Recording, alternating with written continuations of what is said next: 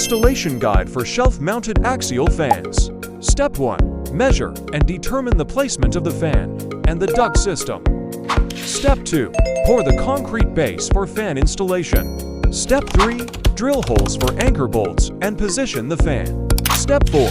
Install the base plate into position and weld the fan support shelf securely to the base plate. Step 5. Install the vibration dampening springs onto the fan support shelf and secure them in position using nuts and bolts or by welding. Step 6. Place the axial fan, the type with a base, pedestal, onto the pre-installed spring location. Step 7. Install 2 nuts to secure the axial fan to the vibration dampening springs or shock absorbers.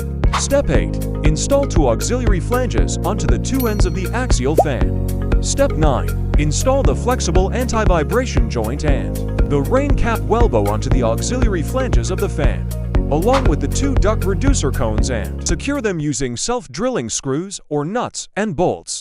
Step 10. Test run and inspect.